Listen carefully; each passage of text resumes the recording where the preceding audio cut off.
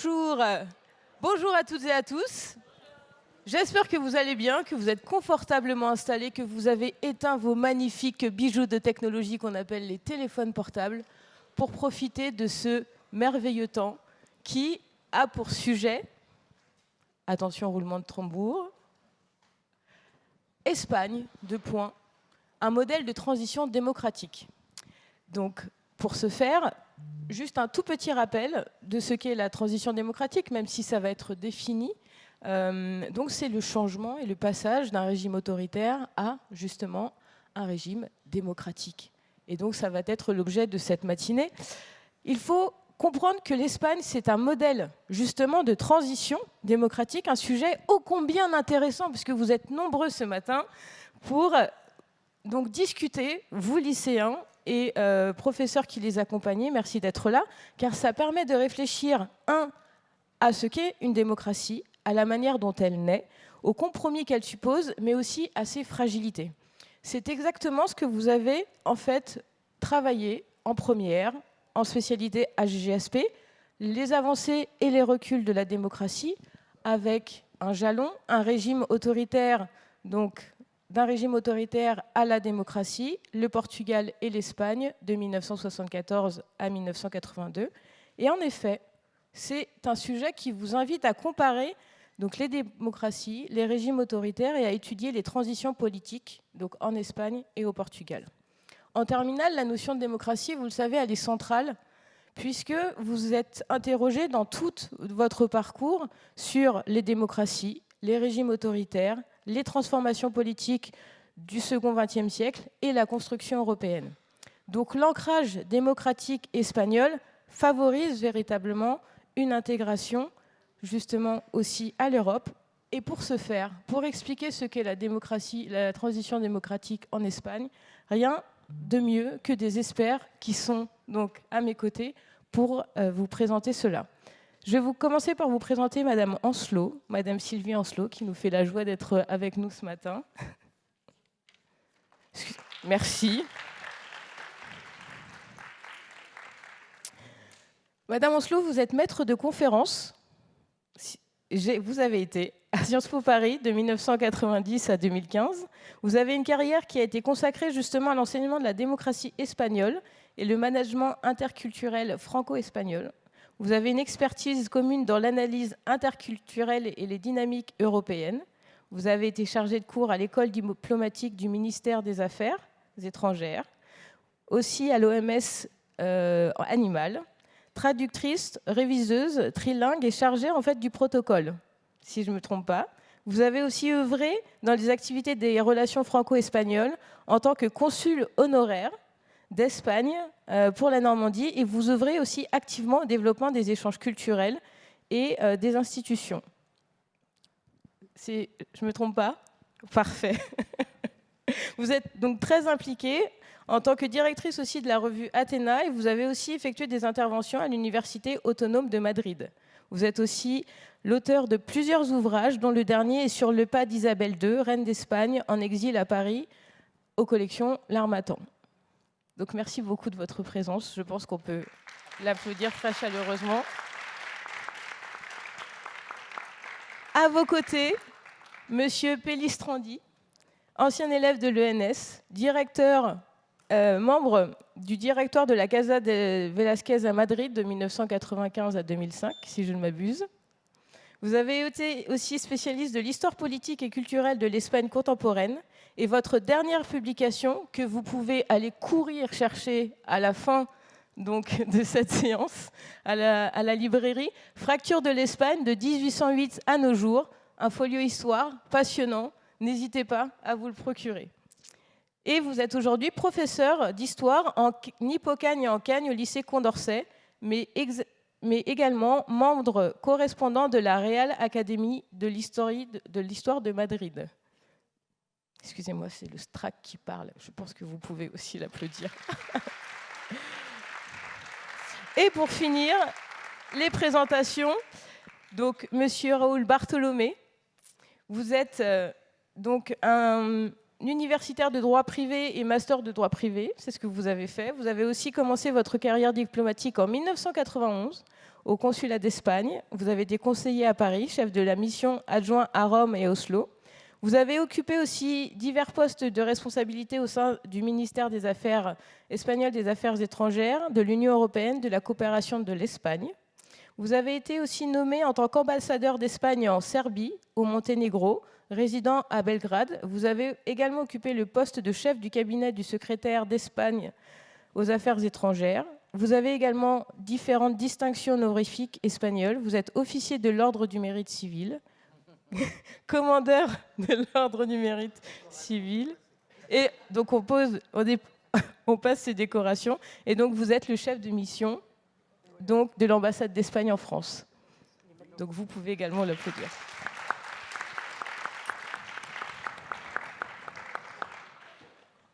Maintenant que les présentations sont faites, il est temps de rentrer dans le cœur du sujet, à savoir la transition démocratique en Espagne. Et donc ma première question est à Madame Ancelot. Donc le modèle de transition démocratique fut inventé par l'Espagne, on peut peut-être le dire. Dès lors, pouvez-vous nous apporter des clés de compréhension de cette transition? Qu'est-ce qu'il en est? Comment ça se produit? Je vous laisse la parole. Très bien, merci. Eh bien, écoutez, des clés de compréhension, il faut déjà voir un petit peu ce qui s'est passé. Vous êtes en 1975. 1975, c'est la mort de Franco. Commence à ce moment-là, lorsque la dalle tombe sur effectivement le cercueil de Franco, c'est ce jour-là que commence la transition, pas avant. Mais par contre, tout se préparait pour. Par contre, il y avait beaucoup de risques. Donc 1975, c'est une date dont nous avons fêté l'anniversaire l'année dernière. Vous avez dû entendre parler des 50 ans du début de la transition. Nous avons fêté beaucoup de choses l'année dernière. Célébré l'anniversaire de la Constitution, les 47 ans. En début d'année, nous avons célébré exactement aussi un anniversaire, celui d'un événement dont vous avez entendu parler, qui s'appelle le ressac franquiste du 23 février. Ces trois dates sont en fait les marques, les étapes cruciales de ce cheminement vers la transition. Alors, la transition espagnole, c'est quelque chose qui a été mené à pas de hussard, c'est-à-dire quelque chose de très rapide. En 15 ans, l'Espagne a vécu les changements les plus radicaux à tout point de vue. On est passé d'un État totalitaire à un État démocratique, d'une société qui attendait des résultats, qui voulait bouger mais qui ne bougeait pas encore, d'un État culturel un petit peu fermé à une ouverture totale qui va se concrétiser en 1992, et puis d'un État, enfin d'une situation économique assez fermée à un pays économiquement ouvert et qui va entrer dans toutes les organisations internationales. Donc ça, c'est 15 ans, 1975-1990, mais disons que ça se décompose en deux étapes. La première étape, c'est ce qu'on appelle la haute transition, qui va être celle de la mort de Franco jusqu'à 1982, c'est-à-dire l'arrivée des socialistes au pouvoir.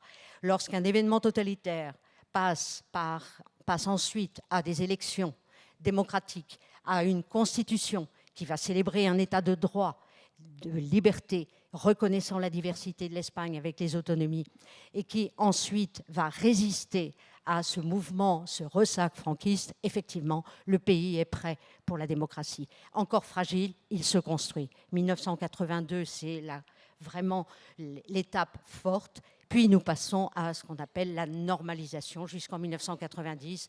1992, vous avez entendu parler, vous êtes trop jeune, mais entendu parler de l'exposition universelle de Séville, des Jeux olympiques de Barcelone, de Madrid, capitale culturelle européenne.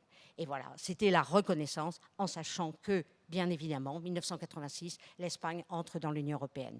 Donc vous voyez, quelque chose, une transformation totale du pays, transformation de tout son système. Absolument fondamental. Maintenant, comment le comprendre? Comment le comprendre? Je crois qu'il y a deux éléments très importants.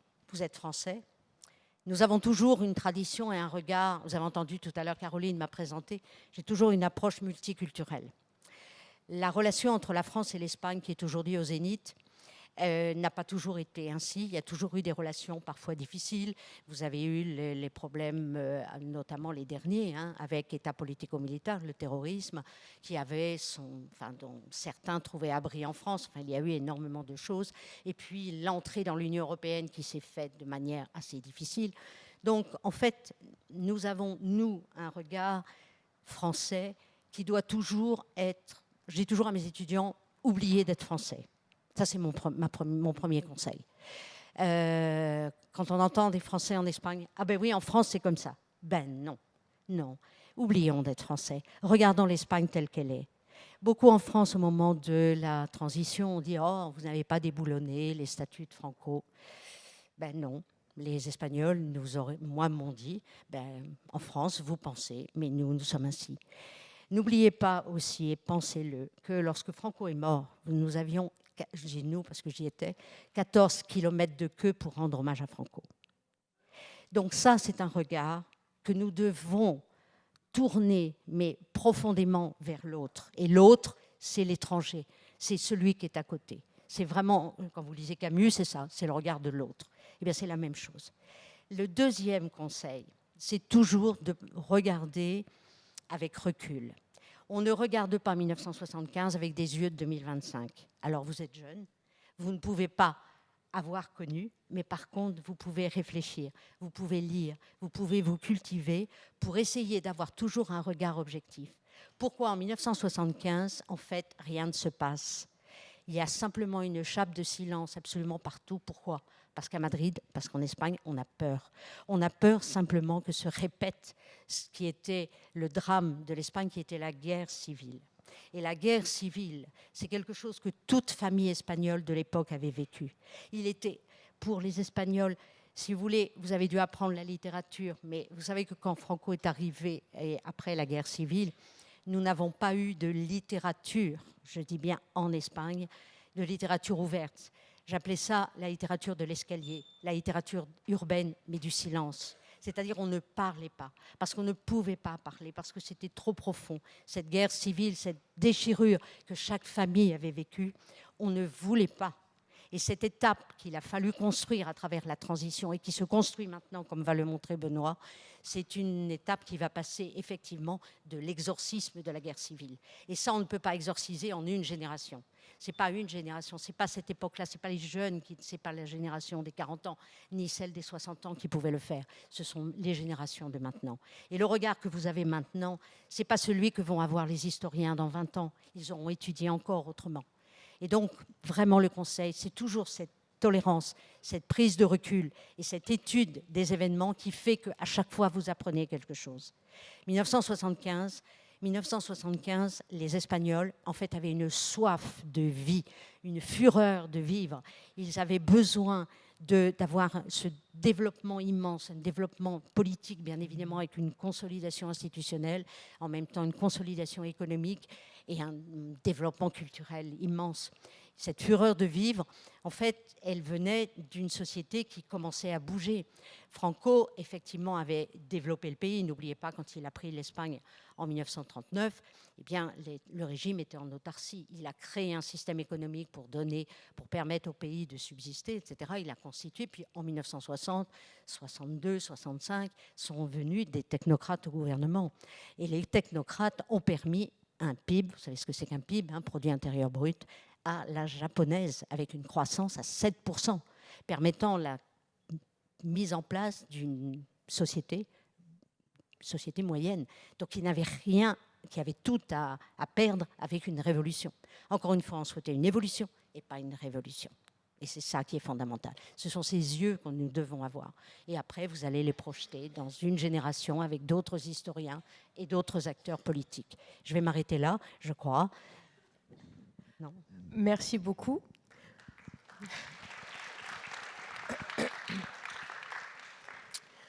Monsieur Pellistrandi, est-ce que vous pouvez nous expliquer la singularité et la signification de ce qu'est justement la démocratie espagnole quand elle débute ? Bonjour et merci au Forum mondial Normandie pour la paix de l'invitation et de ce très beau thème. Sur l'Espagne modèle de transition démocratique. Ce n'est pas une question anecdotique. Et c'est important pour vous qui êtes au lycée, qui êtes de futurs citoyens, peut-être que vous n'êtes pas enthousiasmés par la politique en ce moment. On ne peut pas dire que l'environnement international, j'en parle pas, mais même l'environnement national n'est quand même pas éblouissant de perspective. Bon. Ce qui est formidable dans la transition démocratique espagnole, c'est que nous comprenons pourquoi et comment la politique peut être utile. Bien souvent, nous avons aujourd'hui de la politique une image extrêmement dégradée. Nous ne voyons que des querelles partisanes ou politiciennes. Or, la transition démocratique nous apprend quoi? Nous apprend que dans un pays qui avait été, comme Sylvie l'a rappelé, fracturé, traumatisé par la guerre civile. Qu'est-ce que c'est que la guerre civile? C'est quand on n'est pas capable de résoudre les conflits autrement que par les armes et par la mort. Le bilan de la guerre civile espagnole, c'est 300 000 morts, 150 000 dans les combats, 150 000 au cours de massacres qui sont à peu près également répartis entre la droite et la gauche. Et puis vous ajoutez à cela, les historiens ne sont pas encore complètement d'accord sur les chiffres, mais au moins 50 000 exécutions post-guerre civile entre 1939 et 1948, de la répression et de l'exercice de la victoire par le régime du général Franco.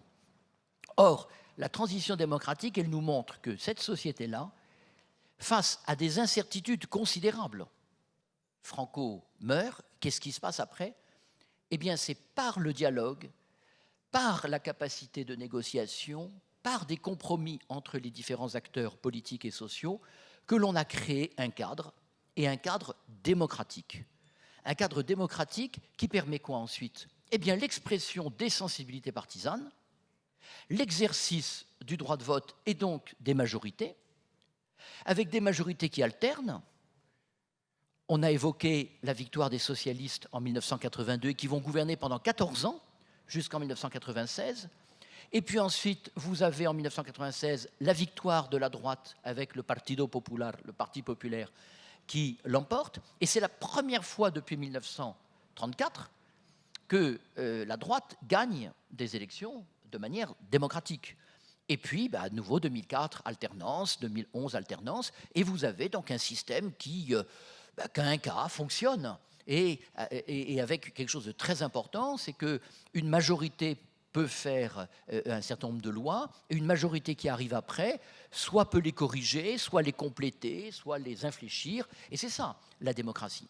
Donc, ce qui est formidable dans la transition démocratique espagnole, c'est que ça a été un formidable exercice de politique. Et donc, il existe une certaine nostalgie de cette époque où, imaginez, vous avez eu un régime autoritaire pendant 40 ans, où les opposants étaient emmenés en prison.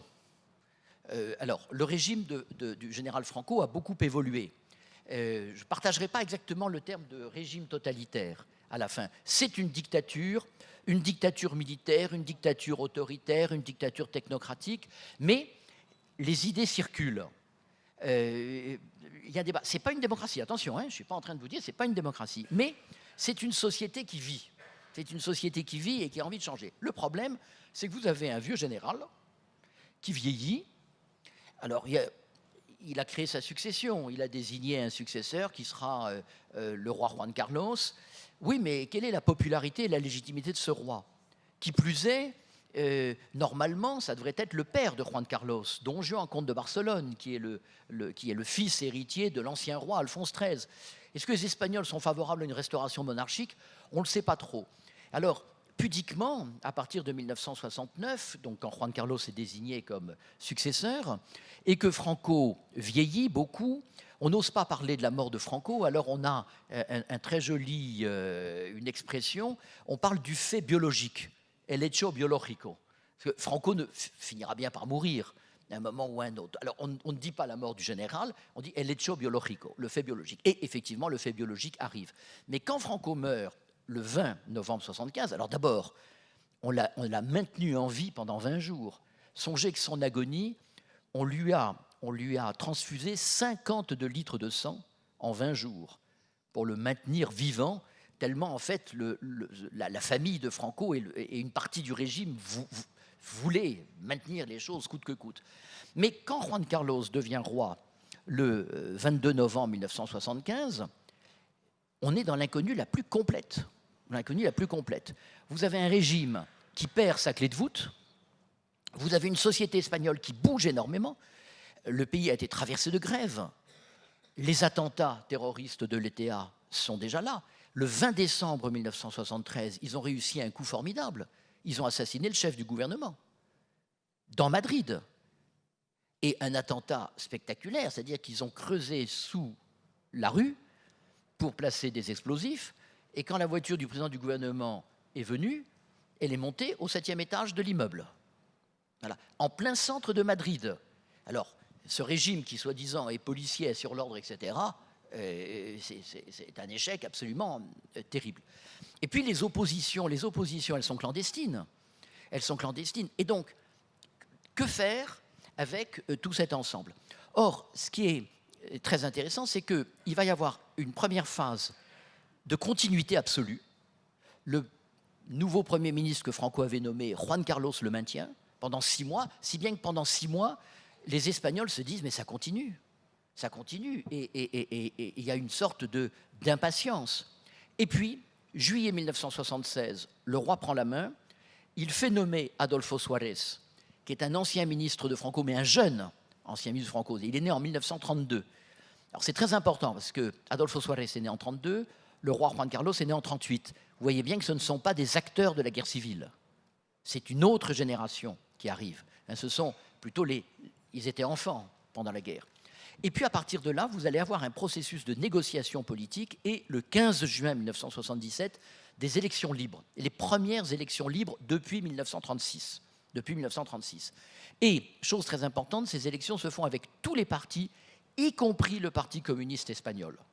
Alors que l'une des caractéristiques du régime franquiste était d'être anticommuniste. Et donc la légalisation du Parti communiste espagnol, qui était une condition nécessaire pour que ces élections soient sincères, eh bien, il a fallu le faire contre une partie du régime et contre une partie de l'armée. Alors, ces élections ont lieu, elles sont de fait constituantes, même si on ne les appelle pas constituantes, et là, vous allez avoir, en fait, une élaboration parlementaire par toutes les forces politiques espagnoles, la droite, le centre-droit, les socialistes, les communistes, mais aussi les nationalistes catalans. Et ça, c'est très important. Vous savez, en Espagne, il y a des identités nationales et régionales fortes, en Catalogne et au Pays Basque. Et donc, ils vont inventer une démocratie dans laquelle il y a une condition sine qua non, qui est celle de la décentralisation.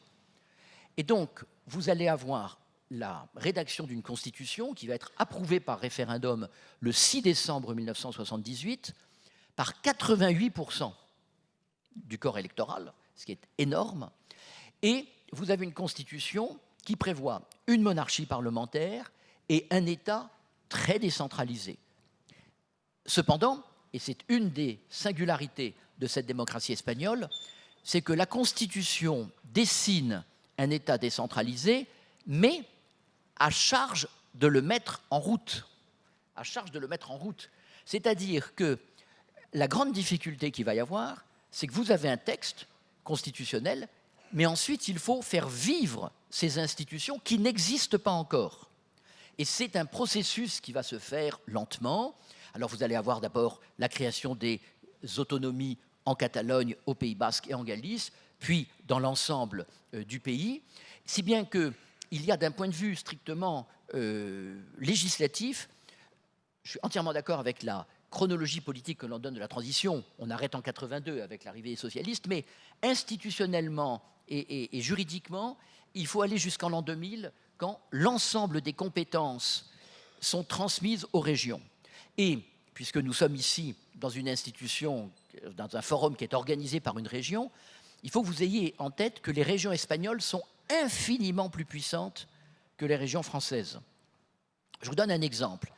La petite région de Navarre, c'est 700 000 habitants.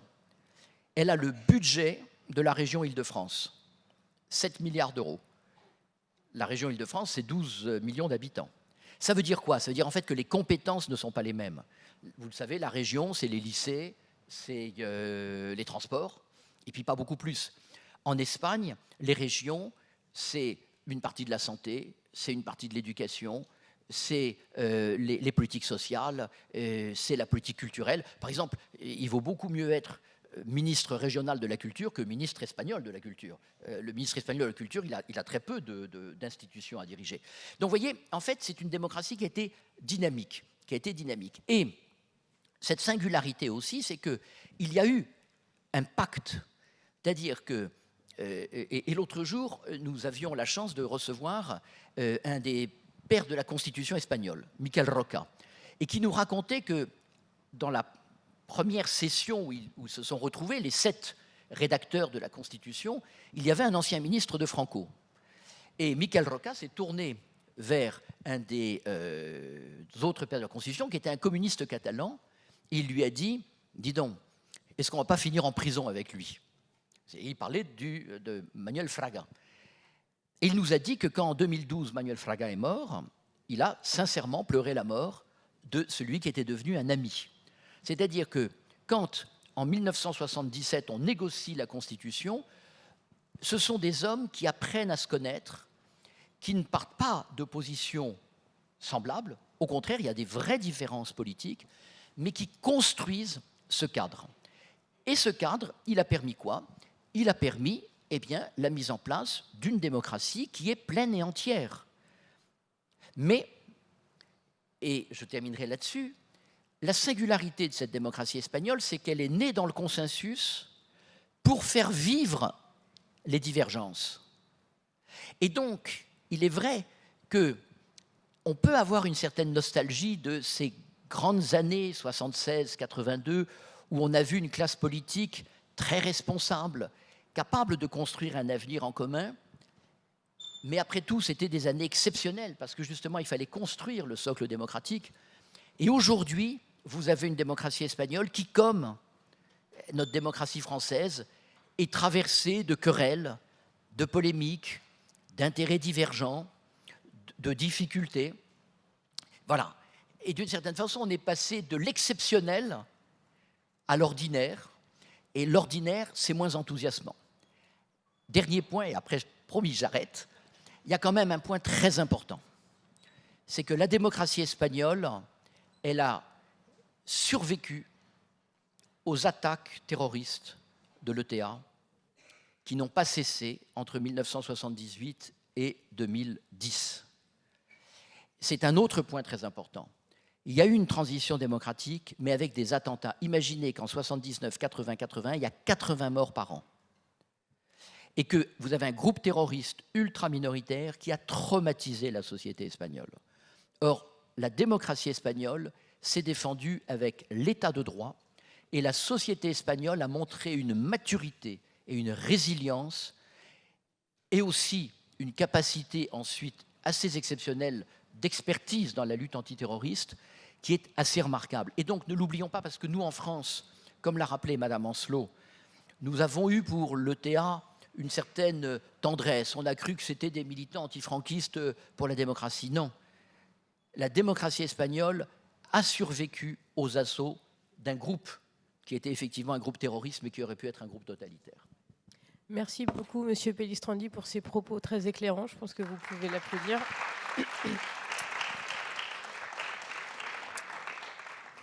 Une question pour Monsieur Bartholomé. Du coup, est-ce que vous pouvez nous éclairer en changeant d'échelle sur la position internationale de l'Espagne avant et après la transition démocratique? Je vous laisse la parole.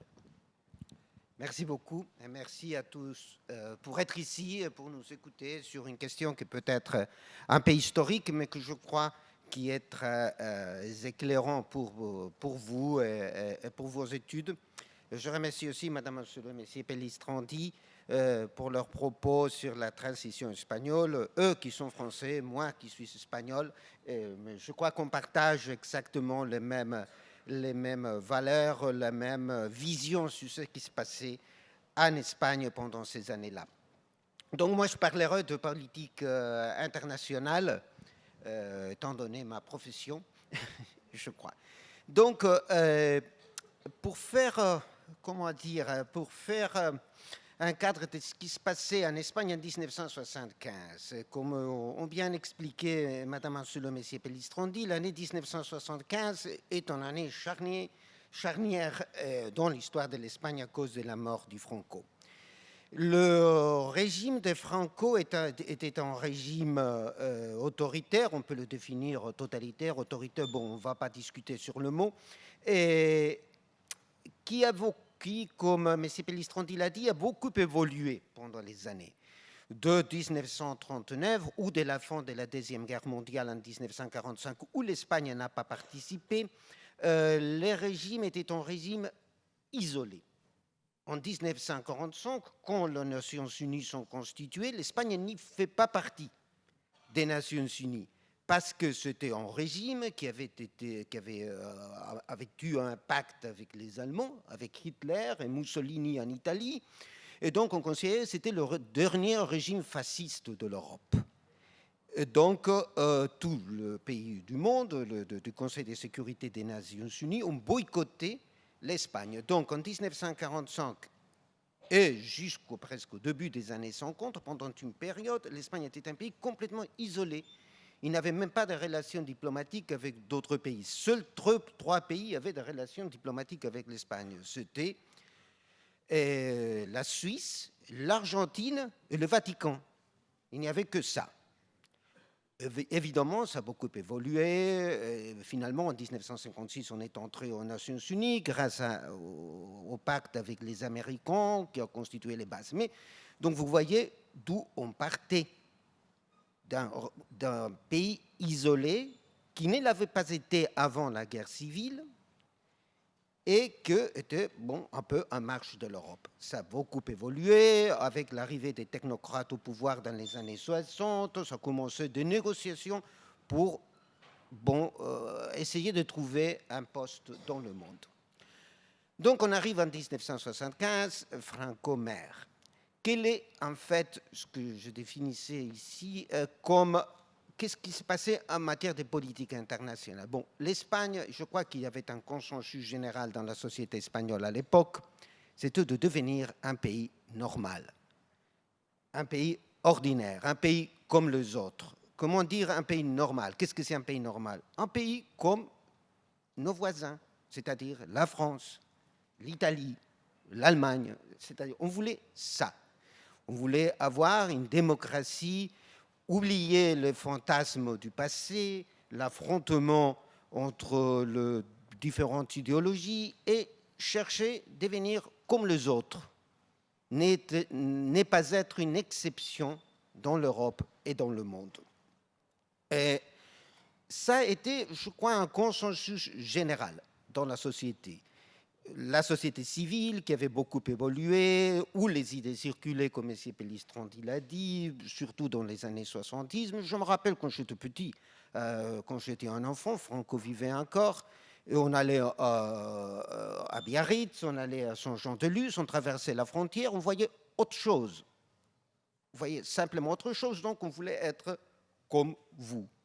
C'est-à-dire, on voulait être comme on vivait à Biarritz, comme on vivait ou à Perpignan, c'est-à-dire différent. Et je crois que c'est ça la grande vertu de la transition espagnole. Arriver ça. Si vous allez maintenant en Espagne, je crois que beaucoup de vous êtes allés en Espagne, il y a des différences évidemment entre l'Espagne et la France, mais la façon de vivre, les choses qu'on y trouve, etc., sont à peu près les mêmes. Ce qui ne se passait pas du tout aux années 70 en Espagne. Donc, ce consensus général sur la nécessité de devenir un pays normal, un pays intégré dans les institutions européennes et dans les institutions internationales, est ce qui est un peu l'élan qui a marqué la politique internationale de l'Espagne pendant la transition. Et depuis, même quand on a rédigé la Constitution, on a même introduit un article, l'article 93 de la Constitution sur les traités internationaux, où même à ce moment-là, les constituants ont pensé à l'Union européenne. Ils ont dit qu'il y avait la possibilité de céder des compétences à des institutions supranationales, parce qu'on pensait déjà à être membre de l'Union européenne. C'est vrai que pendant la dernière période franquiste, il y avait eu, à un moment donné, les technocrates de Franco, ils ont voulu être membres de la communauté européenne à un moment donné. Et ils voulaient ça, parce qu'ils voyaient eux aussi que c'était la seule solution pour l'Espagne, pour la politique internationale espagnole. Mais évidemment, ça c'était impossible. C'était impossible parce que c'était une dictature. Il n'y avait pas le Valère de pays membres qui étaient 6 à ce moment-là, 9 après. Donc, et on a même signé un accord préférentiel avec l'Union européenne en 1970, qui donnait certains avantages commerciaux à l'Espagne pour la relation avec les communautés européennes à ce moment-là. Mais, par exemple, je me rappelle, quand l'Espagne est entrée en 1980 dans le Conseil de l'Europe, une institution qu'aujourd'hui on considère de peu d'importance, le Conseil de l'Europe à ce moment-là, c'était un événement en Espagne. C'est-à-dire, c'est la première fois que l'Espagne redevient membre d'une institution européenne. Et on a commencé une longue période de négociations pour être membre de communauté européenne à ce moment-là. Négociations qui ont été très difficiles, très compliquées, où on a ressenti un peu certaines réticences de certains pays membres de l'Union européenne, et notamment la France, dirais-je, à ce moment-là, était le plus difficile, pour dire le partenaire le plus difficile avec le négocier. En fait, l'Espagne et le Portugal sont entrés plus tard que prévu dans les communautés européennes. La Grèce, avec laquelle les négociations avaient commencé au même temps, est entrée 6 ans avant l'Espagne et le Portugal aux communautés européennes. Et donc, les négociations ont été très difficiles, mais quand en 1985 est signé, en juin 1985 est signé le traité pour l'entrée de l'Espagne aux communautés européennes, qui devait avoir lieu en fait le 1er janvier 1986, quand ça a été signé au Palais Royal du Madrid, c'était aussi un événement. C'était finalement, on peut dire pour beaucoup des Espagnols, pour moi-même, qui à l'époque m'intéressait à la politique internationale, c'était en fait la fin de la transition. On est arrivé au point où on voulait être, où on voulait arriver, c'est-à-dire à être comme vous, comme les Français, comme les Italiens, et même comme les Britanniques. C'est-à-dire, finalement, l'Espagne a abandonné un peu ses fantasmes, ses affrontements intérieurs et retourné là où elle avait été pendant de longues périodes de son histoire. Il s'était un peu fauché au détruit dans son terrible 19e siècle et puis pendant la guerre civile. Après ça, c'était un grand moment de l'histoire de l'histoire d'Espagne qui était vécu par les Espagnols comme ça, comme un événement, comme quelque chose un peu d'extraordinaire, comme la fin d'une histoire, etc. Après, des choses sont arrivées, et comme on est devenu un pays normal, pour ainsi dire, aussi, comme M. Pellistrandi l'a dit, la normalité est beaucoup moins intéressante que l'exceptionnalité, et donc ça, c'est une autre histoire où je m'arrêterai. Merci beaucoup.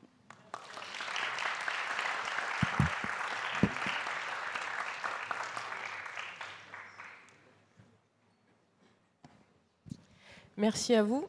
J'ai encore quelques questions à vous poser, si vous m'y autorisez. Pour Madame Ancelot, est-ce que vous pouvez essayer d'expliquer en fait aux jeunes qui sont là comment les Espagnols se sont résolument tournés vers la démocratie en fait? Qu'est-ce qui a vraiment motivé cette transition démocratique?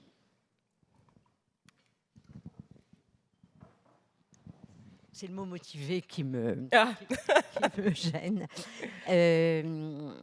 Les Espagnols arrivent en 1975 avec une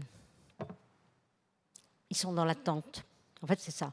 Ils sont dans l'attente. Plus que la motivation, du coup. Voilà, c'est ça. Ok. C'est-à-dire, on quitte une situation, on ne sait pas où on va aller.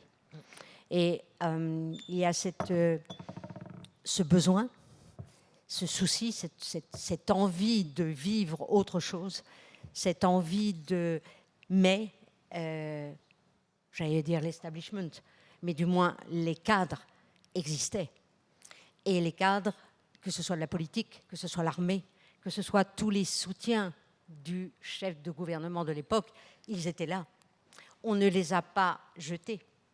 Et en fait, on parlait de relève biologique, mais la relève biologique, elle ne s'est pas faite non plus.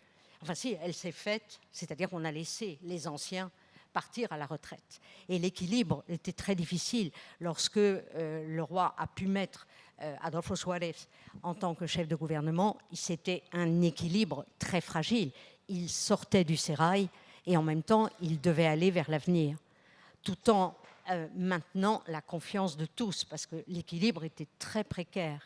Mais par contre, il y avait une très forte envie. Mais cette forte envie, c'était comme une pression. Il y avait un besoin, il fallait que ça aille vite. C'est pour ça que quand on a parlé d'étapes rapides, effectivement, ça s'est fait de 6 mois en 6 mois. La nomination du chef de gouvernement, ensuite les conversations, enfin les échanges avec le chef du Parti communiste, qui n'était pas la moindre chose, le fait qu'on ait enlevé le joug, les flèches de phalange, et ainsi de suite. Mais il fallait aller très vite, et il fallait qu'en haut, celui qui menait, c'est-à-dire le roi Juan Carlos, aussi puisse prendre les mesures ou dicter et impulser. De toute façon, il l'a fait à cette époque, jusqu'au ressac franquiste, moment où réellement il a pu donner l'Espagne aux Espagnols. À partir de ce moment-là, le travail a été fait. J'ajouterais quelque chose par rapport à ce qu'a dit M. Bartolomé Moliman tout à l'heure. Ça me faisait très drôle. On disait à ce moment-là, nous les Espagnols, j'avais trouvé ça dans la presse, nous sommes maintenant blonds avec les yeux bleus.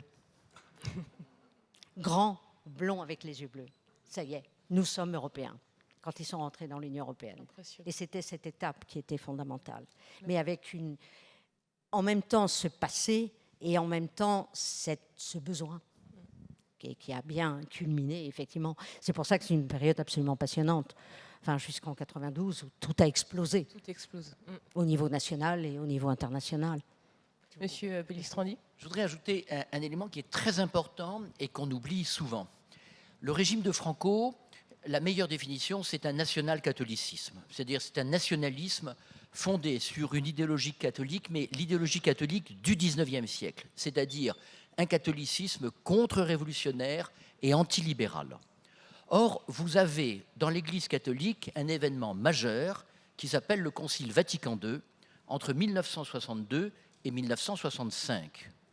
Et ce concile, je ne vais pas entrer dans son explication, mais il change le rapport de l'Église catholique au monde. Le pape Jean XXIII avait parlé d'aggiornamento, c'est-à-dire de mise à jour, et c'est un regard qui devient bienveillant et positif. Si bien que le régime de Franco, qui lui reposait sur un ancien modèle, qui condamnait la société, qui condamnait la modernité, qui condamnait tout ce qui n'était pas dans la norme, devient obsolète. Et l'un des éléments de la motivation des Espagnols pour la démocratie, ça a été une partie de l'Église catholique espagnole qui s'est beaucoup modernisée dans ces années 60, et notamment à travers une figure qui est celle du cardinal archevêque de Madrid, le cardinal Tarancón, qui célèbre la messe d'intronisation du roi Juan Carlos, et qui, au cours de cette messe, dit « Aucun parti politique n'est en droit de s'emparer de l'étendard de l'Église. Et tout parti politique qui cherche à instrumentaliser le catholicisme se trompe. » Et le roi Juan Carlos l'a dit à plusieurs reprises, il a dit à partir du moment où l'Église disait ça, elle m'autorisait à la transition démocratique. C'est-à-dire qu'on sortait de l'idée qu'il y avait un monopole et que tous ceux qui... Mais parce que l'Église catholique était sortie de cette idée-là. C'est-à-dire que l'Église catholique au Concile Vatican II reconnaît la liberté religieuse. Alors qu'avant, celui qui ne croyait pas ou avait une autre religion était condamné. Donc c'est un changement complet de regard, et ça c'est très important, parce que la société espagnole était largement catholique, et vous avez une Église espagnole qui a été progressiste entre 1965 et 1980, vous avez aussi l'expérience de prêtres qui ont... elle était partagée. Elle était partagée. Oui, elle est partagée. Mais je crois que c'est un élément important qui explique que la société espagnole, en fait, elle était prête à accueillir la pluralité. Et un autre élément aussi très important, je crois, c'est le rôle des femmes. Le rôle des femmes. Bien sûr que le régime de Franco est un régime qui ne laisse pas beaucoup de liberté aux femmes, et l'idéal de la femme, c'est ce qu'on appelait, il y avait la phalange qui était un système d'éducation, la guía de la buena esposa, le guide de la bonne épouse. Et la bonne épouse, qu'est-ce qu'elle doit faire? Eh bien, elle doit s'occuper du bien-être de son mari, s'occuper de l'éducation de ses enfants et surtout ne pas se plaindre. Donc la femme, elle est au service des autres. Or, au moment de la transition démocratique espagnole, il y a aussi une transformation sociale et culturelle de la femme. Alors, j'aime rappeler ça parce que ça nous paraît énorme. Ce pays catholique pudibond, qu'était l'Espagne, songez qu'en 1960, il y a l'évêque des Canaries qui publie des instructions pour la largeur des bretelles de maillot de bain pour que ce soit décent pour les femmes. Eh bien voilà que dans les années 75-80, c'est ce qu'on appelle el destape. Et el destape, c'est le déshabillage. Et vous avez une société espagnole qui se déshabille, et notamment les femmes. C'est la Movida, c'est Almodovar, et tout d'un coup, ce pays que l'on voyait en noir et blanc, eh bien, passe aux couleurs flashy d'Almodovar. Mais c'est très important, parce que ça veut dire en fait que les Espagnols voulaient la liberté, et l'ont exercée, pas simplement au niveau politique, mais aussi au niveau personnel, au niveau familial, au niveau social. Et c'est l'intégration des femmes dans le marché du travail, et c'est à l'université, dans les postes de responsabilité, si bien qu'aujourd'hui, vous avez une société espagnole qui est connue pour être très progressiste. Et effectivement, ce mouvement a commencé dans les années 70. Elle a accompagné la dynamique de la transition démocratique. D'accord. Une chose qui est un peu incomprise. J'ajouterais, je suis plutôt d'accord avec ce que M. Pellistrandi a dit, et même sur le rôle de la femme. Effectivement, sur le rôle de la femme, il y a eu ce changement très clair, mais il y avait aussi, je me rappelle parfaitement, un certain souvenir de la République. C'est-à-dire de la période de la République où la femme s'était beaucoup libérée à ces moments-là. Donc, je rappelle ma grand-mère qui avait vécu pendant la République, qui disait, bon, mais quand Franco est arrivé, après la guerre civile, tout a changé. Il faut se rappeler que la femme, pendant la République, avait le droit de vote. Le droit de vote avait été reconnu en Espagne en 1931, avant qu'en France. Et avant que dans beaucoup de pays de l'Europe. C'était reconnu en 1931. Les femmes, pendant la République espagnole, votaient. Et donc, il y avait un certain souvenir de quelque chose qui était dans le passé, la mémoire historique qu'on dit peut-être avec un autre sens, mais c'est ça qui restait. Et c'est ça qui a facilité aussi la transition démocratique. Le souvenir de quelque chose qui était avant, pendant la République, pendant la monarchie libérale du début du siècle 20, je vais dire. Donc, c'est-à-dire que pendant la période où l'Espagne n'était pas exceptionnelle en Europe. Donc, ce souvenir-là a aidé pour que la transition soit plus souple qu'on pouvait prévoir. Merci. Vous avez parlé des partis politiques, vous avez parlé aussi des femmes, mais qu'en est-il de la jeunesse pendant cette transition démocratique? Est-ce que vous avez des exemples pour justement aborder cette question? Il y a un élément très important qui est que les premiers signes de contestation du franquisme sont nés dans la jeunesse. Vous avez une date très importante, c'est 1956, les premières manifestations dans les universités à Madrid et à Barcelone. 1956, ce sont des étudiants, donc ce sont des gens qui sont un tout petit peu plus âgés que vous, mais pas beaucoup plus. Donc, si vous faites le calcul, ils doivent avoir une vingtaine d'années, ça veut dire qu'ils sont nés en 1936.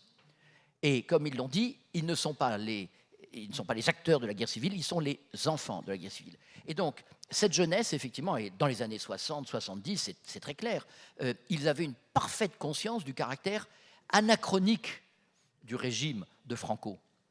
Et ça aussi, c'est une chose qu'il faut comprendre. Le régime de Franco, c'est les années 30. Donc, il n'est pas anachronique en 39 ou en 40, mais en 60, dans cette Europe libérale qui connaît la musique des Beatles et autre chose. Oui, ce régime est anachronique. Et les jeunes Espagnols, ils ne sont pas idiots. Ils veulent, comme l'a dit Raúl Bartolomé, ressembler aux autres Européens. Et il y a eu un enthousiasme, et ce sont des hommes et des femmes jeunes qui ont fait la transition démocratique. Les leaders espagnols sont très jeunes. Felipe González, qui prend la direction du Parti socialiste en 1972, il a 30 ans. Il a 30 ans, il est né en 1942. Et il déplace les vieux socialistes qui, eux, avaient été des acteurs de la guerre civile, ce qui permet une modernisation spectaculaire du parti et donc de regarder l'avenir. Et ça, c'est très important parce que ce déplacement générationnel fait que l'Espagne, au lieu de ressasser le passé et de rejouer un conflit qui avait été celui des années 30, est capable de se projeter dans l'avenir. Et c'est là que la jeunesse était essentielle parce qu'elle a obligé à changer la direction du regard.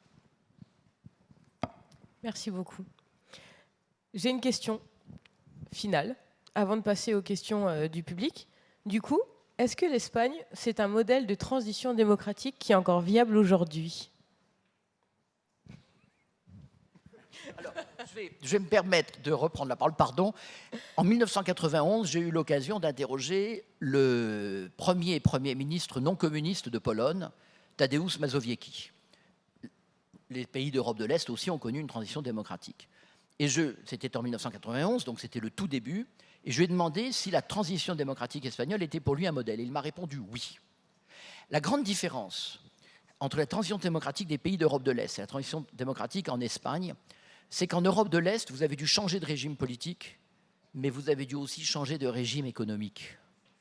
C'est-à-dire que vous avez dû faire des transferts de propriété, entreprises, etc. Ça a été terrible, et ça vous explique une partie de la structure oligarchique.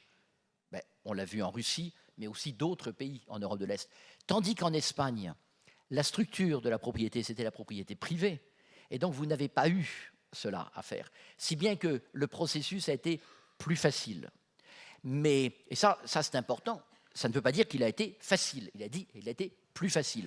Mais je crois que oui, la transition démocratique espagnole, elle est un modèle parce que, là encore, il faut revoir, comme l'a rappelé Madame Ancelot, toutes les familles espagnoles ont été percutées par la guerre civile, d'un côté ou de l'autre. D'un côté ou de l'autre. Et parfois, des gens se sont retrouvés devant combattre à 18 ans du côté franquiste ou du côté républicain sans avoir rien demandé. Ils n'avaient aucune idée, c'était simplement parce qu'ils étaient dans la région qui avait basculé d'un côté ou de l'autre. Donc, cette mémoire des haines, des massacres, il y a beaucoup de choses silencieuses qui sont restées. Il y a vraiment eu la décision de passer au-delà. La transition démocratique a aussi été un formidable exercice de réconciliation entre les Espagnols. Les Espagnols ne s'aimaient pas entre eux. Les Espagnols ne s'aimaient pas entre eux.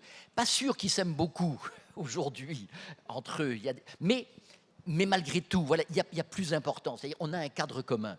On a un cadre commun.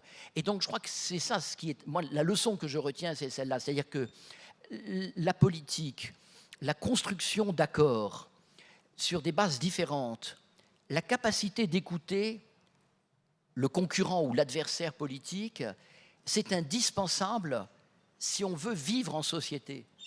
Si on veut vivre en société. Et l'Espagne, elle l'a réussi. Elle l'a réussi avec je le rappelais, ce problème dramatique du terrorisme. On l'oublie trop souvent. On l'oublie trop souvent. Mais je vous assure, j'ai eu la chance de vivre en Espagne 10 ans. Alors c'était de 1995 à 2005. Il y avait moins d'attentats terroristes de l'OTAN, mais ils étaient plus ciblés. Ils faisaient mal à la société. Quand, par exemple, un des plus grands juristes espagnols, grand juriste libéral, Francisco Tomás y Valiente, a été assassiné le 14 février dans son bureau à l'université autonome de Madrid, je vous assure que on a été très nombreux à pleurer cette mort.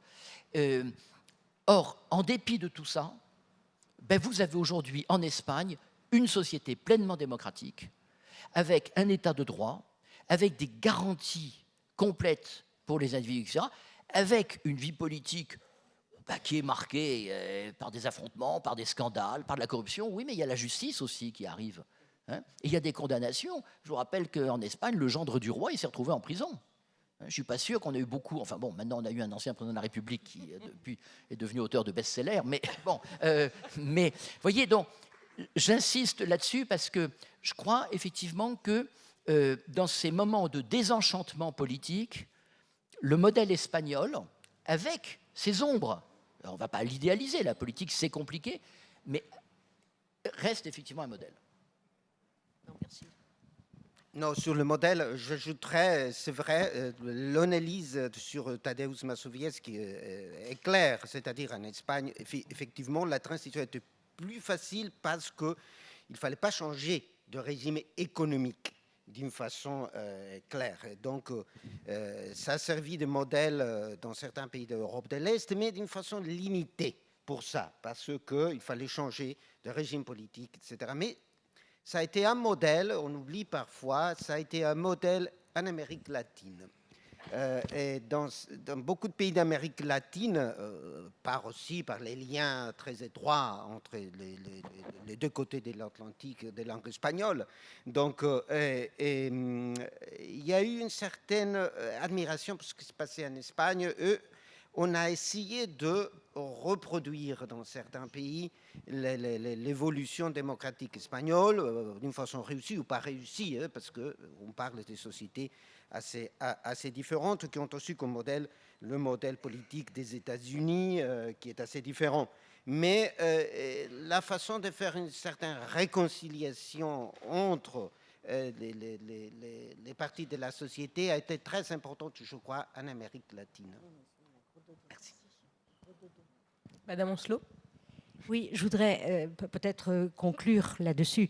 Un dernier sondage, effectivement mené par l'Institut de sondage espagnol, rappelle qu'aujourd'hui, on a quand même plus de 70% des Espagnols qui sont fiers, et ce mot « fier » est important, fiers de la transition, fiers dans la manière dont ça a été mené. Et ça, qui est cette appropriation, je pense que c'est fondamental. C'est-à-dire aujourd'hui, même les générations en sont conscients. Et ça, c'est en effet, là, c'est un modèle. Parce que là, c'est exactement, on a réussi, je crois, à exorciser cette partie. Et maintenant, on est parti vers une autre orientation. Vers des espoirs de paix, du coup. Merci beaucoup.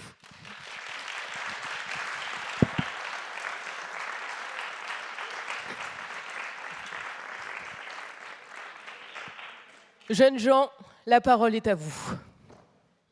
N'ayez pas peur, tout va bien se passer.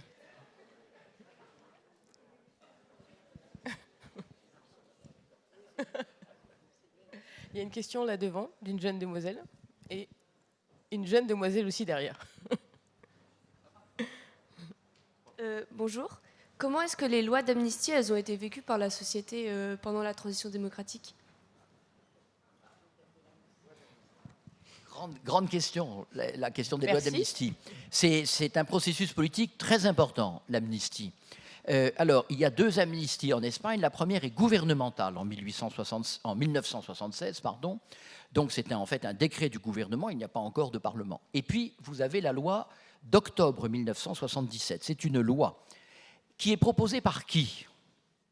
Par un député communiste. Par un député communiste.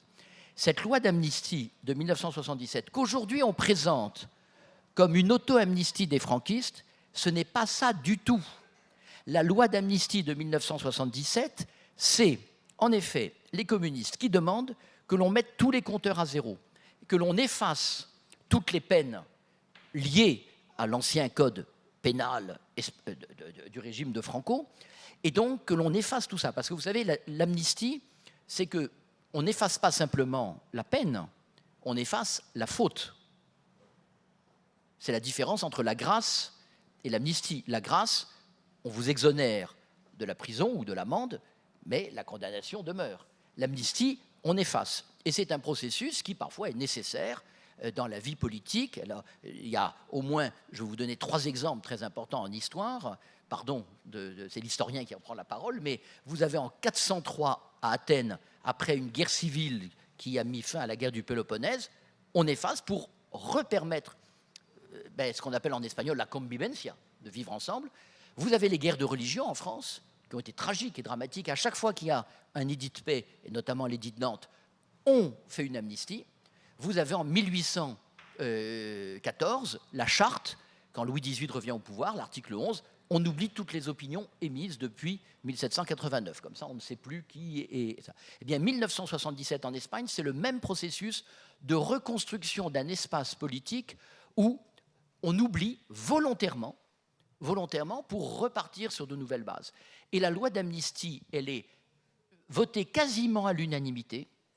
Il y a, je crois, moins d'une dizaine de parlementaires sur 350 qui ne la votent pas. Et elle est donc un acte conscient, collectif, et qui n'est pas un acte d'amnistie du franquisme, qui est en fait un acte de fondation et de création d'un nouvel espace politique pour permettre la délibération commune. Merci beaucoup. Il y avait une question derrière, et après, on t'a vu, jeune homme. Hola, buenos días, buenas tardes, muchas gracias.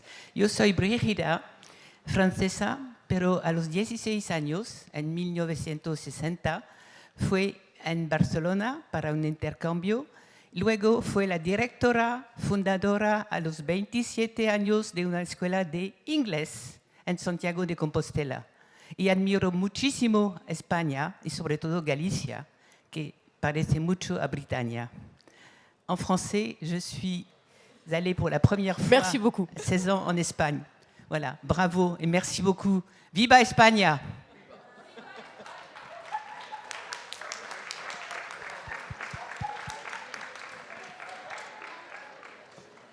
Non. Jeune homme, vous aviez une question? Alors, bonjour. Bonjour. Une petite question. Qu'en est-il du sort des exilés républicains en Amérique du Sud pendant cette transition? Est-ce qu'ils vont revenir? Bon, il y a eu des exilés espagnols, je dis, partout dans le monde. Mais bon, le nombre le plus important des exilés espagnols était en France, en fait. Bon, il reste encore, hein, en fait, des gens qui ne sont jamais revenus en Espagne. Mais bon, le nombre le plus important, des gens qui ont traversé à pied la frontière pendant la guerre civile. Donc c'est le plus important. En Amérique latine, oui, il y en a eu aussi beaucoup. Le nombre le plus important était au Mexique.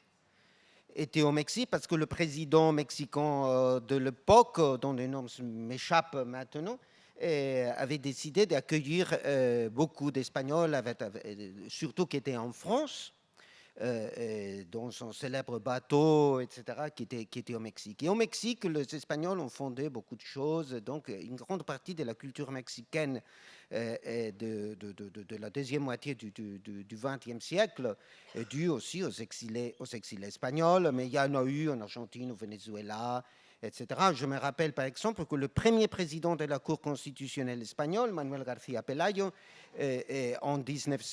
qui était revenu en Espagne en 1978 et a été nommé comme président de la Cour constitutionnelle, qui était nouvellement créée par la Constitution, revenu en Espagne. Il était exilé au Venezuela. Il est allé directement de l'Université centrale de Caracas à Madrid comme président de la Cour constitutionnelle parce qu'il était un vieux juriste de la République, républicain, qui était allé au Venezuela. Donc, mais je dois dire que quantitativement, l'exil espagnol en Amérique latine était beaucoup moins important que l'exil en Europe, et notamment en France. En France, en Belgique aussi, il y en a eu beaucoup, et même en Union soviétique. De communistes qui sont allés aussi des enfants, beaucoup d'enfants, il y en a encore, qui ont été amenés à travers le lien communiste pour fuir la guerre civile et qui après sont pris dans les taux de la Deuxième Guerre mondiale et qui sont restés en Union soviétique pendant des décennies. Et donc, c'est une histoire, j'ose pas dire tragique, mais bon, quand même assez extraordinaire. Et donc, mais oui, beaucoup de gens sont retournés. Beaucoup de gens sont retournés pendant le franquisme, parce qu'il y a eu aussi une amnistie pendant le franquisme pour des gens qui n'étaient pas persécutés, on dit, bon, on va laisser les persécutions, arrêter les persécutions de gens. Donc, certaines sont arrivées, des intellectuels, des écrivains qui étaient dans certains pays, sont retournés en Espagne, notamment à partir des années 60. Donc, c'est ça. Je ne sais pas si j'ai bien répondu.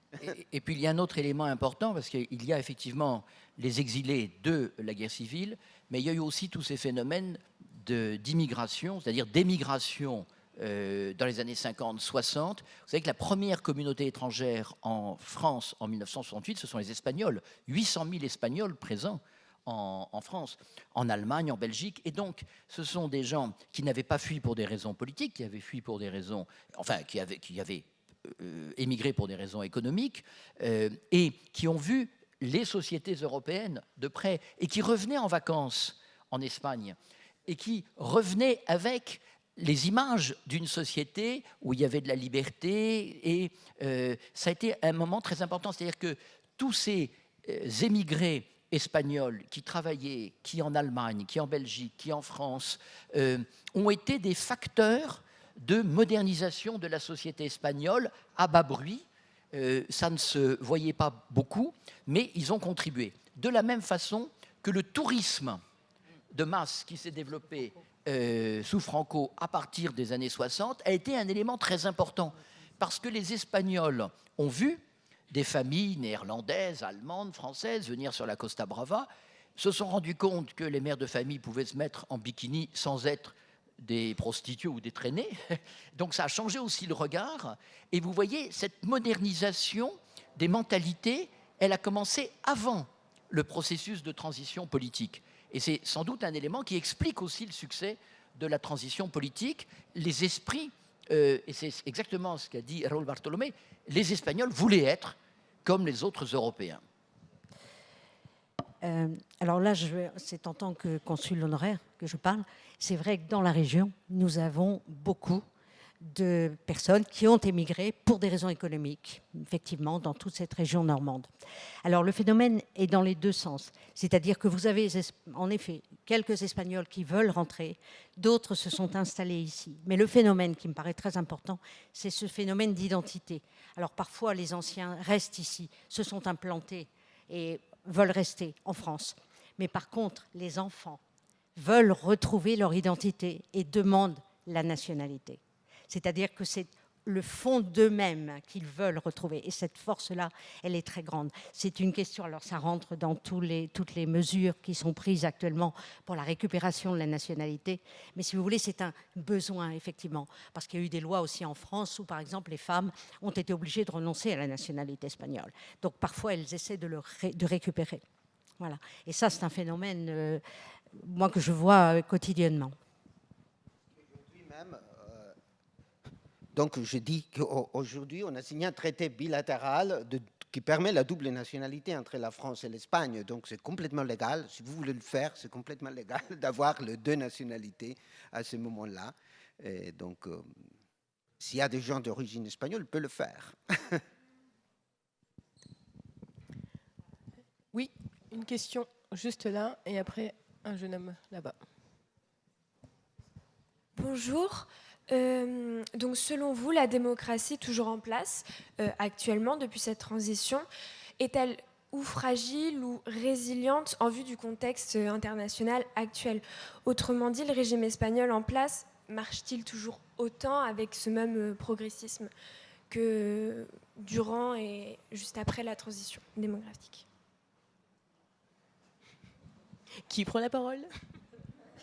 Bon, c'est pas moi de le dire, mais quand même, oui, bon, c'est un régime démocratique en place, parfaitement démocratique. C'est l'une des démocraties. En fait, si on regarde tout le rapport de principales institutions internationales, The Economist, et tout, c'est l'une des démocraties pleines du monde, avec le droit le plus large reconnu aux gens.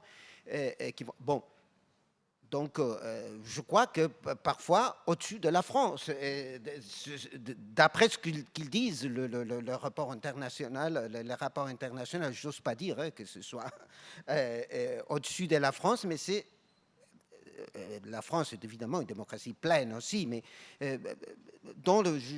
dirais-je que dans les 10 ou 15 pays les plus démocratiques du monde. Évidemment, il y a des problèmes comme partout. Et maintenant, on sait, vous le vivez aussi, vous connaissez parfaitement qu'il y a un certain déclin de la démocratie. La démocratie est en danger partout. L'Espagne n'est pas exclue de ces problèmes-là. C'est vrai que peut-être par notre histoire, ces dangers est moins clair que dans d'autres pays. Mais bon, ça existe. L'Espagne n'est pas une exception. Comme je disais au début, on est devenu un pays normal. On est devenu un pays normal même dans ces problèmes-là. Les Espagnols étaient très, très, très européens, par exemple. Il y avait un enthousiasme pour l'Europe, un enthousiasme même pour céder de compétences à la Commission européenne. Et ça a commencé aussi à changer. Ça a commencé à changer. On est devenu moins pro-européen, comme vous, le Français, comme un peu tout le monde, parce qu'on est devenu un pays normal, un pays ordinaire dans une certaine façon. Mais je crois que, mais c'est évident, je ne dis pas comme espagnol, comme représentant des autorités espagnoles, que l'Espagne est maintenant une démocratie pleine et résiliente, comme peu de démocraties dans le monde. Alors, il y a effectivement des éléments de fragilité de la démocratie espagnole qui sont des éléments partagés. Par exemple, la corruption. La corruption, c'est vrai que la décentralisation a beaucoup favorisé. Il y a un excellent film qui s'appelle El Reino, qui est à la fois une fiction, mais fondée sur des faits réels, on peut le comprendre, où on voit l'ampleur de la corruption et comment ça mine un système démocratique. Et ça mine un système démocratique dans la confiance que les jeunes peuvent avoir. Ce qui m'inquiète, vous voyez, par rapport à la démocratie espagnole, c'est que moi j'ai des amis qui ont des enfants de votre âge, ou un peu plus âgés, et aux dernières élections, ils m'ont dit est-ce que tu peux les convaincre parce qu'ils ne veulent pas aller voter? Donc je leur ai fait un grand laïus en disant il faut aller voter, c'est très important. Je ne leur ai pas dit pour qui il fallait voter, j'ai dit ça vous regarde, mais il faut aller voter. Et puis 3 jours après, ils m'ont dit tu vois, ça ne sert à rien de voter. Et donc, je dirais, la démocratie, il faut en prendre soin. Il y a des institutions. Alors à l'heure des réseaux sociaux, on a tendance à mépriser les institutions. Et nous en avons hélas un exemple aux États-Unis, où on croit qu'un tweet vaut un débat parlementaire. L'Espagne n'est pas à l'abri de ces évolutions. Et par exemple, vous avez une législature aujourd'hui en Espagne où il n'y a pas un budget qui a été présenté. Vous avez un gouvernement qui, depuis 4 ans, gouverne sans avoir présenté un seul budget devant le Parlement. Ça c'est un problème. Alors, effectivement, je vous avoue qu'il n'y a pas un citoyen espagnol, au moment où il achète son pain ou son huile d'olive, qui se dit « oui, mais le gouvernement n'a pas présenté de budget, etc. » Mais voilà, ce sont des choses qui... Ensuite, c'est le respect des institutions. Est-ce qu'on nomme des personnalités qui font consensus ou est-ce qu'on nomme des personnes qui représentent uniquement une certaine tendance partisane? Voilà. Et donc je pense que l'une des difficultés de la démocratie espagnole actuellement, c'est qu'elle a tendance à être de plus en plus instrumentalisée au service de la majorité en place. Et puis, il y a un autre élément de fond aussi, qui est, mais c'est assez complexe, donc je vais essayer d'aller vite. Je vous l'ai dit, il y a un pacte de décentralisation. Donc vous avez l'État central et vous avez les régions qui sont très puissantes, très puissantes. Or, il y a eu en Catalogne, entre 2012 et 2017, une crise importante, puisqu'il y a eu même un appel à la sécession, une demande d'indépendance. Et là, nous avons eu des autorités qui tenaient leur légitimité de la Constitution espagnole et qui ont agi contre la Constitution espagnole. Et ça fragilise. Ça fragilise. Et donc, le problème de la démocratie, mais c'est vrai pour tout pays, c'est est-ce qu'on est loyal à des institutions qui sont pleinement démocratiques, ou est-ce qu'on utilise sa position pour miner un système démocratique sans, en plus, avoir un soutien massif, voyez? Et alors, autre élément aussi de fragilisation, on peut l'évoquer, c'est que, on l'a dit à plusieurs reprises, le roi Juan Carlos a été une figure importante et éminente qui a beaucoup aidé à la transition démocratique. Il n'a pas été le seul, mais il a été l'huile dans les rouages. Et il a été essentiel. Bon, vous le savez, il a abdiqué en 2014 et sa figure aujourd'hui est très contestée en Espagne. Eh bien, c'est vrai que le comportement personnel de Juan Carlos a abîmé l'image de la monarchie. Or, la monarchie est, je dirais, un peu comme le clou, vous savez, dans un éventail qui tient tous les éléments de l'éventail. Ben, quand le clou se fragilise, l'éventail marche moins bien. Voilà. Donc ce sont tous ces éléments qui participent d'une fragilisation. Et puis, il y a le citoyen. Le citoyen, est-ce que le citoyen croit encore aux vertus de la démocratie ou est-ce qu'il croit plutôt uniquement au rapport de force, et si je vous le dis, c'est parce que je suis très soucieux. Je veux dire, l'avenir de la démocratie, il est entre vos mains. Il est entre vos mains et la démocratie, c'est vrai que c'est un régime très exigeant. Winston Churchill disait que c'était le pire après tous les autres, mais il suppose une certaine vertu, et c'est vrai que c'est difficile. Merci. Une autre question, je crois.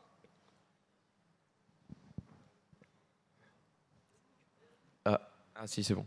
Merci. Bonjour à toutes et à tous. Moi, j'avais une question. Comment l'Espagne franquiste a-t-elle géré cette perte d'habitants post-guerre civile? Là, nous sommes dans toute l'histoire de l'Espagne. L'Espagne était à ce moment-là isolée de tous côtés. Il a fallu attendre une première réaction des États-Unis pour que, effectivement, certains budgets arrivent. N'oubliez pas que l'Espagne était fermée, les frontières fermées, les universitaires, les intellectuels étaient partis. Et puis en même temps, ceux qui avaient combattu du côté républicain avaient quitté aussi l'Espagne, étaient partis. Donc l'Espagne était exsangue, mais surtout manquait de tout. Et en même temps, l'Europe que nous sommes avons fermé les frontières. Donc il fallait arriver à une ouverture, une certaine ouverture. Franco a nommé à ce moment-là et a créé ça, vous devez l'avoir étudié en économie espagnole, a eu l'intelligence de permettre simplement que tous les Espagnols aient un emploi. Ça a entraîné toute une... C'est absolument passionnant cette histoire. C'est-à-dire qu'en fait, on a créé un système très lourd en administration. C'est-à-dire que tous les Espagnols avaient un emploi le matin. Ils étaient fonctionnaires, que ce soit dans l'industrie, la nationalisée, et ils ont travaillé à la fois dans l'hydrologie, dans le thermique, dans l'énergie, de l'armement, etc. L'agriculture était un petit peu plus difficile pour la nationalisation, puisqu'il n'y a jamais eu de réforme agraire.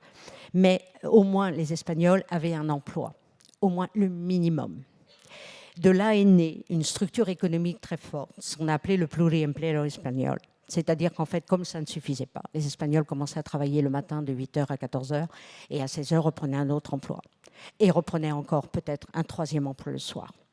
De là est née cette structure que les socialistes ont eu énormément de mal parce que ça a été, au départ, on n'a pas changé le système social et économique en Espagne. C'était la convergence des partis politiques, des syndicats, allait vers la construction politique.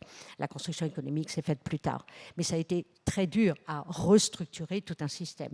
Il a fallu sortir de ce système qui permettait cela, en attendant effectivement la modernisation qui est venue un petit peu plus tard, grâce au tourisme, grâce aux devises qui arrivaient et grâce à ces technocrates qui ont permis de moderniser, libéraliser un petit peu.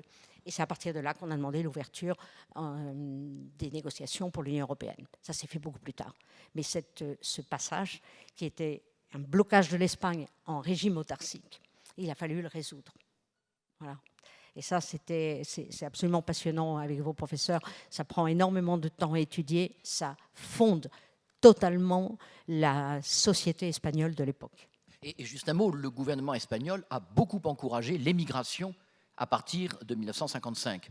On a des accords avec la France très importants, où à la fois, d'abord parce qu'en France on a besoin de main-d'œuvre, donc c'était effectivement une soupape que d'envoyer des travailleurs espagnols à l'étranger où ils allaient avoir un meilleur niveau de vie, pouvoir épargner un petit peu et envoyer de l'argent en Espagne qui ensuite allait être réinvesti. C'est le fameux système qu'on appelle aujourd'hui les remessas quand on parle pour l'Amérique latine, mais qui est très vrai et qui a fonctionné à plein en Espagne. Donc le gouvernement du général Franco a accepté ces départs, mais vraiment c'est milieu des années 50, et ça l'a plutôt soulagé.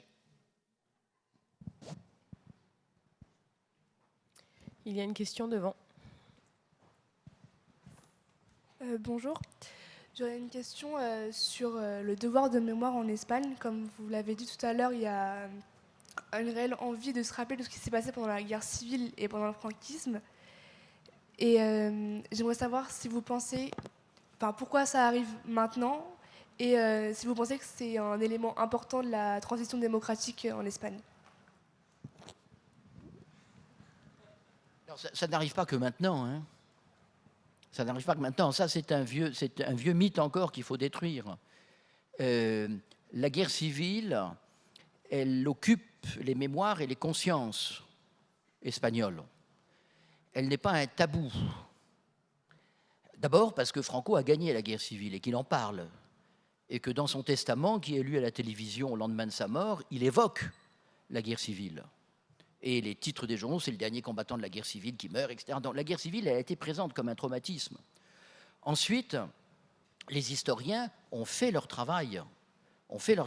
L'idée que on n'a rien fait parce qu'il y avait un tabou, il ne fallait pas en parler, c'est faux. Ça, là, pour le coup, c'est l'historien qui parle parce qu'on en a marre d'entendre ces choses-là avec des choses qui sont complètement fausses.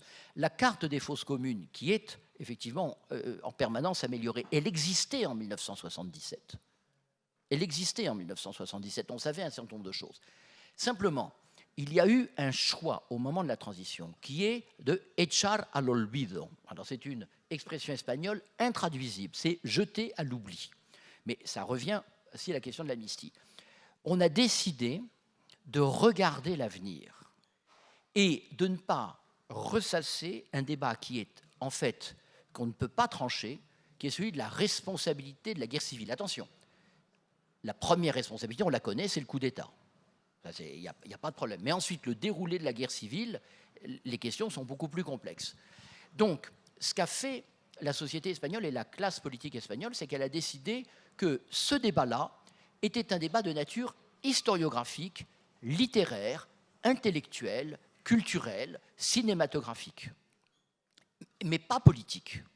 Ça, c'est le premier temps de ce qu'on va appeler la mémoire historique.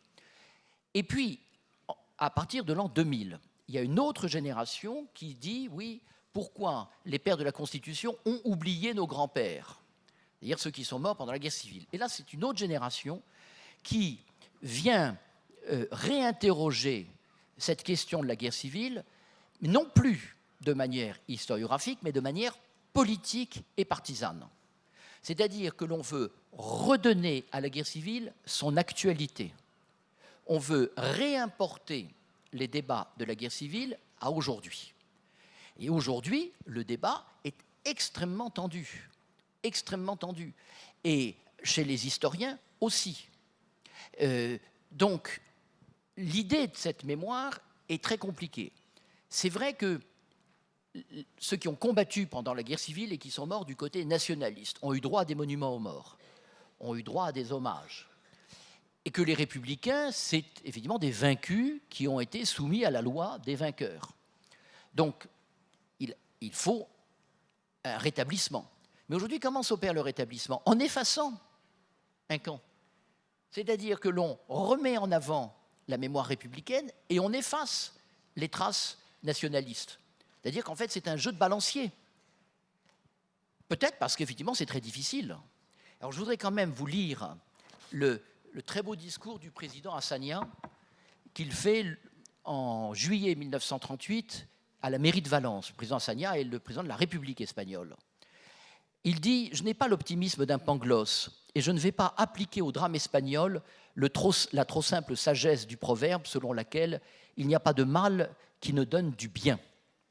Ce n'est pas vrai. Mais c'est une obligation morale, surtout pour ceux qui ont subi la guerre, que quand elle se terminera, comme nous voulons qu'elle termine, nous en tirions la leçon.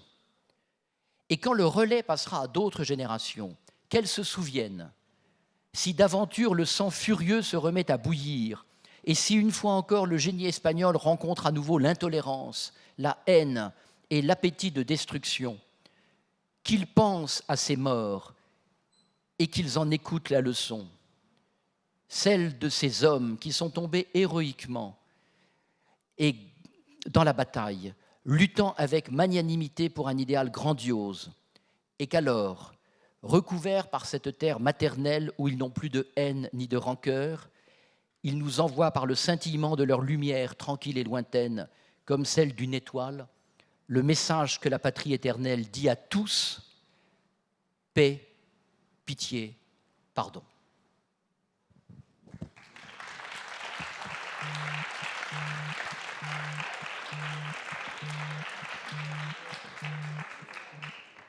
Je pense que nous n'avions pas de plus belle conclusion. Merci beaucoup. Je voulais, avant de vous quitter, est-ce qu'il y a une dernière question? Non? Oui?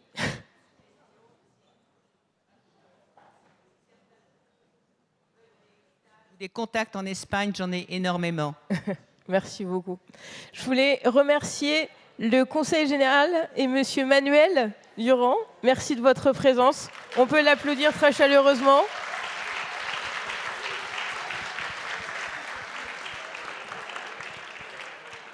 Remercier encore Madame Ancelot pour votre magnifique intervention. Monsieur Bartholomé également. Monsieur Pellistrandi. Remercier également la technique qui était avec nous ce matin. Les différents intervenants qui vous ont installés aussi, parce que sans eux, on n'aurait pas été aussi bien accueillis.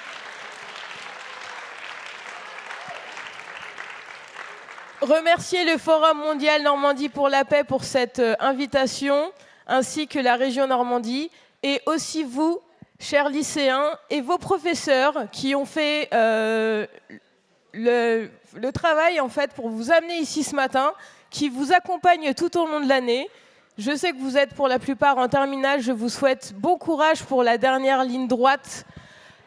N'oubliez pas que cette étude de cas peut vous servir dans le thème numéro 1 sur faire la guerre, faire la paix. Il peut aussi vous servir pour le thème 3 sur histoire et mémoire. Bref, que cette expérience de ce matin enrichisse vos copies, enrichisse aussi votre citoyenneté et qui vous êtes, parce que vous êtes les acteurs et les espoirs de paix de demain. Merci beaucoup et bon appétit.